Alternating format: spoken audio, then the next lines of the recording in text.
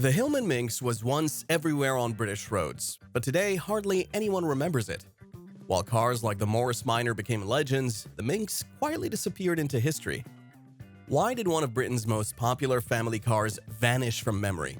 This is the untold truth about the Hillman Minx. Before we dive into the secrets of the Hillman Minx, let's understand what made this car so important in the first place. The Hillman Motor Car Company was founded by William Hillman in 1907. After making his fortune in bicycles, Hillman, like many entrepreneurs of his era, saw the future in automobiles. But it wasn't until after his death in the 1920s that the company found its true direction when it fell into the hands of the Rootes brothers.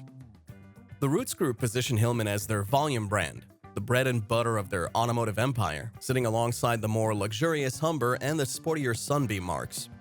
But no matter which badge adorned the front, Rootes cars always had a certain quirky character that set them apart from their Austin, Ford, and Vauxhall rivals. The Minx name first appeared in 1931, becoming Hillman's most enduring model. For nearly 4 decades, the Minx represented affordable, reliable family transportation for the British middle class. It wasn't flashy or particularly fast, but it was dependable, practical, and had a certain charm that resonated with buyers. But despite selling over 1 million units and being exported around the world, the Hillman Minx has largely faded from public memory. While cars like the Morris Minor and Mini Cooper became cultural icons, the Minx became, well, just another old car. So what happened? Let's find out. The story of the Hillman Minx begins in the economic uncertainty of the early 1930s. The Great Depression was ravaging economies worldwide, and automakers were scrambling to produce affordable cars that could still turn a profit in difficult times. Hillman's answer was the original Minx, launched in October 1931. It was straightforward and conventional, with a pressed steel body on a separate chassis and a 30-horsepower 1,185cc engine that Hillman proudly advertised as producing cushioned power. This first Minx was designed by Rootes technical director Captain John Samuel Irving, who had previously designed Sunbeam Aero engines, and Alfred Herbert Wild, formerly the chief engineer at Standard Motors. Their experience showed in the Minx's solid engineering and reliability. What made the early Minx stand out wasn't revolutionary technology. It was value for money and thoughtful design. In 1934, the Minx received a 4-speed transmission, and in 1935, it became the first mass-produced car with an all-synchromesh gearbox, a genuine innovation that made driving much easier for the average motorist. The Minx received a significant update in 1936, becoming the Minx Magnificent. The chassis was stiffened, the engine moved forward to create more passenger room, and the body was restyled with a much more rounded appearance. The rear panel, previously vertical, was now set at a sloping angle, and Hillman offered an optional folding luggage grid for the princely sum of £2, 7 shillings and 6 pence. That's about 2.4 sterling in decimal currency. By 1938, the final pre-war Minx had emerged. Access to the luggage boot was now external, rather than through the folding rear seat of earlier models. Hillman offered 2 versions, the basic safety model with simple Rexine trim instead of leather, and the deluxe model with leather trim, opening quarter lights, and various other comfort benefits. When the war broke out in 1939, Hillman, like most British manufacturers, turned its attention to the war effort. The Minx chassis was adapted to create the car, light utility, or Tilly, a simple, rugged vehicle for military use. Some standard Minxes were also produced for military and essential civilian use between 1940 and 1944. The pre-war Minx established Hillman's reputation for solid, dependable cars that offered good value. But it was after the war that the Minx would truly come into its own. When peace returned in 1945, Britain faced the enormous challenge of rebuilding its economy. The government's export or die policy meant that car manufacturers were strongly encouraged to sell their products overseas to bring in vital foreign currency. The first post-war Minx, retrospectively known as the Mark I, was essentially the same car that had been produced before the war, with the same 1,185cc side valve engine and virtually the same shape. But there was one significant change. This was the first Minx with a protruding boot or trunk, nodding to the 3-box design that was replacing the flat-back look of pre-war models. Between 1947 and 1948, Hillman offered a slightly modified version called the Mark II. But the real change came in 1948 with the Mark III, which featured much more modern styling. 3 different body styles were offered: saloon, estate car, and drop-head coupe or convertible. Under the metal, however, little had changed. The Mark III retained the 1,185cc side valve engine of its predecessor.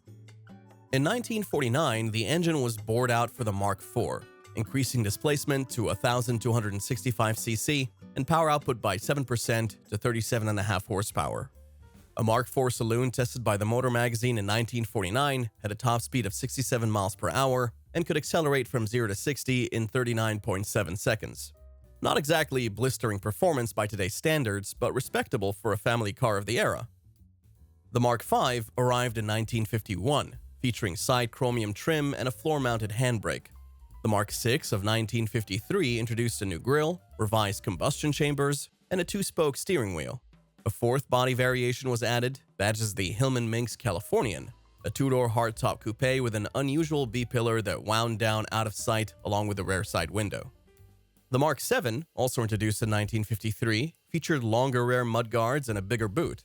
But the most significant change came with the Mark VIII in 1954, which received a new overhead valve 1,390cc engine. This engine would later power the first of the new Audax series Minxes, which would take the model to new heights of popularity. Interestingly, the Mark VI to Mark VIII was also produced in Japan by Isuzu between 1953 and 1956 as the Isuzu Hillman Minx. This was part of a licensing agreement that helped the Japanese auto industry get back on its feet after the war. A small footnote in automotive history that connects the humble Minx to the rise of Japan as an automotive superpower. The post-war Minx models established the car as a mainstay of British roads and helped Hillman build a significant export business. But it was the next generation that would truly define the Minx in the public imagination. In May 1956, Hillman unveiled a completely new Minx that would come to define the model for many years. This was the Audax design, the Latin word for bold, and it represented a dramatic departure from the more conservative styling of previous Minxes. The Audax body was designed by the Roots Group, but with input from the Raymond Loewy Design Organization, which had been involved in designing Studebaker coupes in 1953.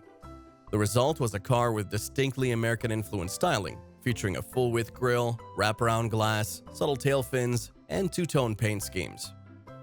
What made the Audax Minx special wasn't just its looks, it was how it combined American styling trends with more modest British proportions and engineering. It wasn't as flamboyant as contemporary American cars, but it was certainly more expressive than most British designs of the era. The Audax Minx went through a succession of annual facelifts, each given a series number rather than the mark number used on previous Minxes. The Series 1 of 1956 was followed by the Series 2 in 1957, the Series 3 in 1958, the Series 3A in 1959, the Series 3B in 1960, the Series 3C in 1961, the Series 5 in 1963, and finally the Series 6 in 1965.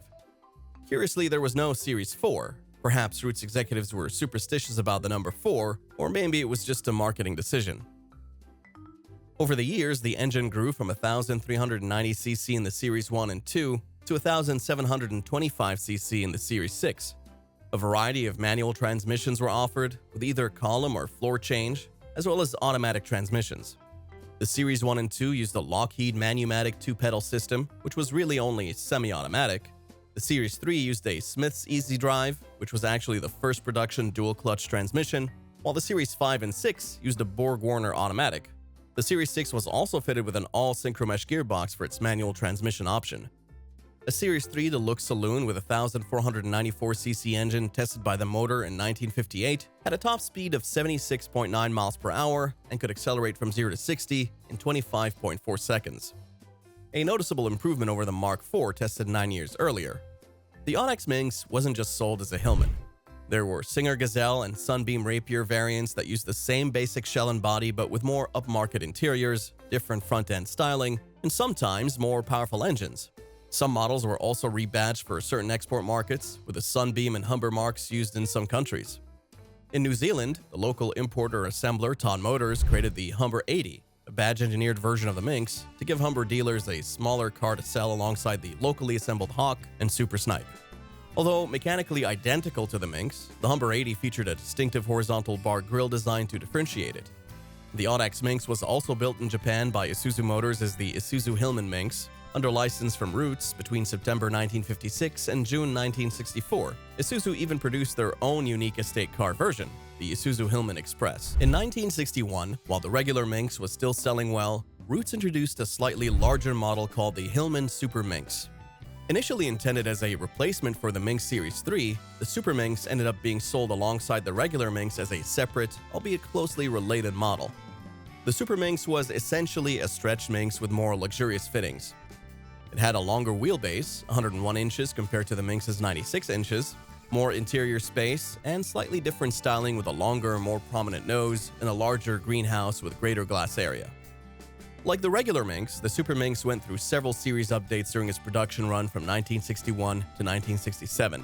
It was offered in saloon, convertible, and estate car body styles, and was powered by the same engines as the contemporary Minx models. The Super Minx also spawned its own badge-engineered variants, including the Singer Vogue and the Humber Scepter. The Scepter, in particular, was positioned as a genuinely upmarket car with wood veneer dashboard, better instrumentation, and more luxurious trim. In New Zealand, Todd Motors created the Humber 90, a badge-engineered version of the Super Minx to complement the Humber 80 based on the regular Minx. The Humber 90 was identical to the Super Minx apart from badging, while the cheaper 80 featured a distinctive horizontal bar grille design. The Super Minx represented Roots' attempt to move slightly upmarket and compete with cars like the Vauxhall Victor and Ford Consul Classic. It was moderately successful but never achieved the same sales volumes as the regular Minx. By the mid-1960s, the Roots group was facing significant challenges. The Audax Minx, while still selling steadily, was looking increasingly dated against newer competitors like the Ford Cortina and Vauxhall Victor. The company needed a fresh design to remain competitive in the crucial family car market. The answer was the Aero project, a clean sheet design that would replace both the Minx and Super Minx with a single, more modern platform. Launched in 1966, the Aero range was initially badged as the Hillman Hunter, with the Minx name reserved for a basic, stripped-down version that appeared in 1967. The new Minx, as it was sometimes called, was essentially a reduced specification version of the Hunter. It featured the same clean, angular styling by renowned designer Roy Axe, but with less chrome trim, simpler interiors, and less powerful engines. Initially, the new Minx was equipped with a 54 bhp 1496cc four-cylinder engine, while a 61 bhp 1725cc engine became available in 1968. The Aero design was a dramatic departure from the curves and fins of the Audax Minx.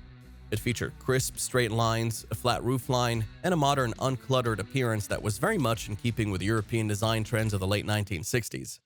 Gone were the American influences, this was a thoroughly contemporary British design. Like its predecessors, the new Minx was offered in both saloon and estate versions, but unlike the Audax Minx, there was no convertible option. The market for four-seater convertibles was shrinking rapidly by the late 1960s. The Aero platform proved to be versatile and robust. It underpinned not just the Hillman Hunter and Minx, but also the Humber Scepter, Singer Gazelle, and Sunbeam Rapier. It was even manufactured in Iran as the Pagan until 2005, nearly 4 decades after its introduction. But for the Minx itself, time was running out. In 1970, after nearly 4 decades as Hillman's mainstay model, the Minx name was retired. The basic Aero model was rebadged as the Hillman Hunter Deluxe, bringing an end to one of Britain's longest-running car nameplates. The demise of the Minx name coincided with broader changes at Roots. The company had been experiencing financial difficulties for some time, and in 1967, the American Chrysler Corporation took a controlling interest. By 1970, Chrysler owned the company outright, and the Hillman brand itself would eventually disappear as Chrysler standardized its European operations. While the Hillman Minx was primarily designed as practical family transportation, it did have a surprisingly successful competition career, particularly in long-distance rallying. The Minx first made its mark in motorsport in the early 1950s, competing in the grueling Monte Carlo Rally. But it was in the even tougher East African Safari Rally where the Minx truly proved its durability and reliability.